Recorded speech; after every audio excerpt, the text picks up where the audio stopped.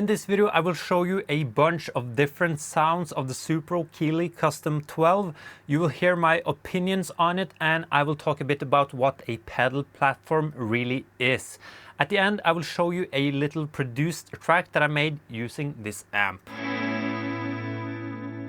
So a pedal platform amp is pretty much an amp that takes pedals really well. But what does that mean, and doesn't all amps really do that? Well, no, especially when it comes to pedals that adds volume and gain into the mix. And let me be clear, there are no rights or wrongs here, but for example, a lower wattage amp with a very noticeable characteristics will respond differently to a tube screamer, for example, than if you have an amp with a higher wattage and a more neutral, clean sound. And with the non-pedal platformy amp, you will most likely hear more of the amp characteristics rather than the overdrive pedal that you are using. But I would say that the opposite of that isn't necessarily that you only hear the sound of the tube screamer. That wouldn't be good either, but more of an interaction between the amp and the pedal that you are using, and it's also more controllable.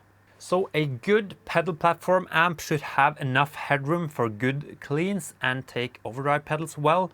An effects loop is also very common. I don't use them myself, but lots of people swear by them. Reverb, delay, modulation tend to be less in the way when it's used in a loop. This amp is made together with pedal guru Robert Keeley, and it's designed to work well with pedals, of course. It has a transparent effects loop easily available on the top of the amp. It has one 12-inch speaker, a Celestion Creamback, which is in my experience one of the best speakers for a pedal platform amp and in general. The amp is 25 watts, enough for high headroom cleans, but also not too much if you want to have the amp live on the edge of breakup. Some people prefer to have even higher wattages for pedal platforms. I tend to think that can be a bit too much if you want some natural drive from the amp, in addition to the gain pedals you are using.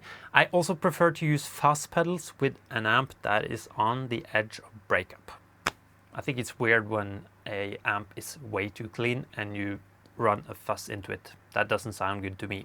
Also, you have a master volume on the amp that helps you with that. And as with other Supro amps, it's class A. So you have a rounded, lush breakup if you want that.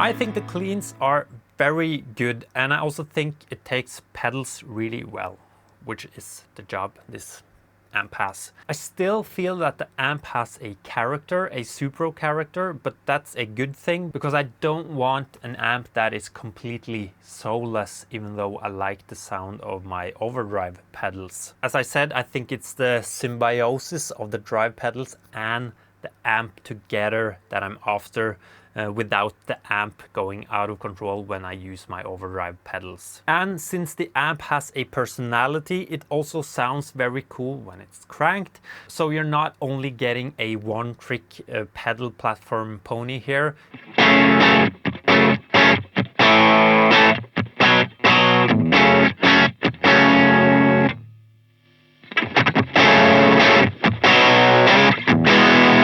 So you can use it without any pedals if you want to do that and still rock socks off.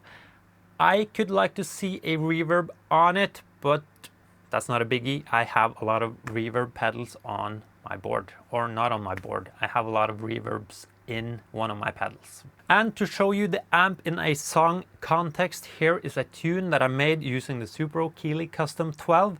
Remember to leave a like if you enjoyed the video. Thank you and goodbye.